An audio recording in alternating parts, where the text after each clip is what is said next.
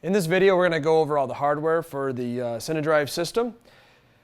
We're going to go ahead and start off with the brain. Now the brain, obviously, as the name would imply, is the brain of the system. This is the computer.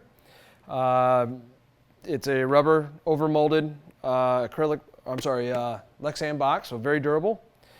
On the back here, you'll see these what looks like plugs sticking out here. These are called terminators. These unplug, and in place of this, you would plug the string of motors or other devices that you would want to operate off of here, and then this would go into the very last plug, terminating the end of that chain. Next to that is you have your power port here. That's where we're going to supply power to the unit. You have an SD card slot. You can use that for loading the new firmware, or also recording moves if you want to export them other than your Ethernet. Then obviously next to it is your Ethernet port and USB. On the front you have a headlight that if you are in a dark place and just need a light, if you're doing time lapses through the GUI, you can click on the little headlight button, and we'll show you how to do that later, and this will light up. So that's pretty much the quick overview of the CineDrive brain. The next, what we have here are the CineDrive motor control modules. These are basically the computer that's going to drive the slider motor, like what we have back here. So you can see here, the motor doesn't really have any intelligence built into it. We did it this way so that you can change out motors without having to buy a control box for each one. And also the same thing for the focus motor. So again, just a motor. Does have an encoder built into this backside here, and this would plug into one of these, and this is what's going to actually do the controlling of this motor. Neat feature that we built into both this and the tilt bricks are the magnetic connection. So you just get them close and they'll snap together.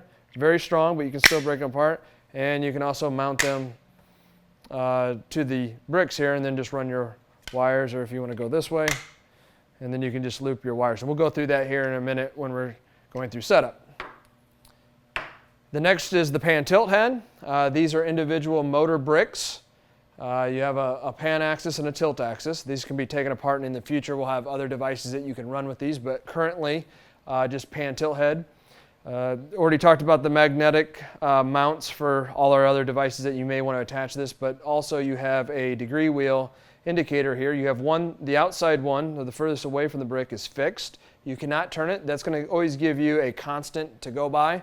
And then you have a variable wheel here that you can adjust, so you can call whatever angle that you have it currently set up as 0 and work from that. So you have a variable degree wheel and a fixed degree wheel.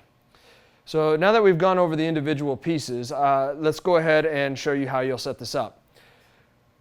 Let me quickly say that you'll want to hook up all of your devices prior to powering the brain. So that's what we're going to do. First, we're going to pop off one of these terminators, and I'll just use a short 8-inch cable here to plug in from here to our slider motor control brick.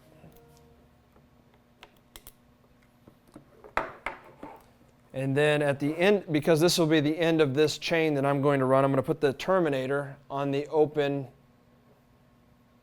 port. So every port has an in and there isn't really an in and out. They're just whatever one you want to call in. You just plug in whatever one's open as you're out.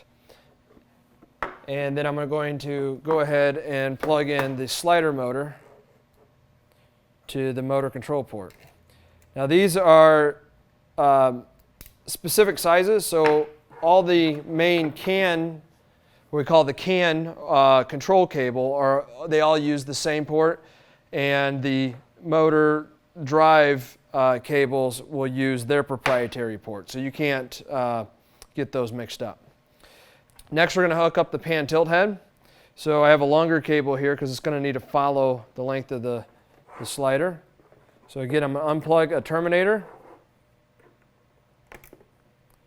plug in that there, and then we're going to come in down at the pan, and you can plug this in any way that you like, but I'm just going to start here, and then I'm going to use another 8-inch jumper to go from this brick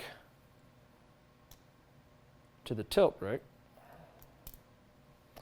And then we'll mount our focus control. Actually, we'll put it in this way. And we'll run another 8-inch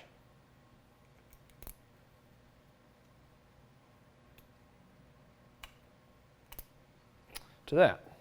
Now our focus motor, we'll go ahead and show you how to, oh, I'm sorry, let me back up here. We're going to have to terminate this in. So here's your terminator. Plug that in. Now that completes that chain. And then we're going to go ahead and mount this focus motor. This is a belt drive. I'll quickly point out here on the focus motor mount, you have a 15 mil and a 19 mil hole that has a 15 mil adapter. So you can, if you loosen this up, this should just pop out. And that gives you a 19 mil hole. We're going to go ahead and mount this to a 15 mil rod. All right, so to mount the focus motor, just simply slide the belt over the focus ring, slide it onto your rod, and obviously you have in and out adjustment that you can do with the dovetail system here, and then you can clamp onto the rod. So what I do is I just line up the belt, the pulley, and the focus ring on the lens, pull it tight, and tighten the main clamp. And then we're going to plug this in, and I'm going to go through the hub to plug this into the motor control brick, and we should be good to go there. All right, so now we're going to plug in the Ethernet cable. The way the brain works is it's going to look and see what kind of connection that you have. So being that phase 1 is Ethernet or wired only, we're going to go ahead and plug in the Ethernet cable. What would happen is in the first 10 seconds when it's trying to discover what kind of connection you have, if you do not have an Ethernet cable plugged in, it will default to wireless. Right now, the wireless chip is working, but we don't have the interface between your iPod, iPad, iPhone, and the computer to the brain. So we're going to go ahead and wire it, and now we're going to power it up. So you just simply plug in your power, and you'll notice that it'll start flashing a lot of colors. This is going into the disco mode or the discovery mode, and it's looking out to find what motors you have plugged in and what kind of connection that it has. So now you see here that it lit up green. That means that it did pick up that it was in a Wi-Fi, or I'm sorry, the Ethernet cable was plugged in, and green is going to simulate that. And then after 10 seconds, it's going to go to the default blue breathing mode. So that's just letting you know that everything's good and working. So now that that's blue, we can go ahead and start running through the software and show you how to do a move.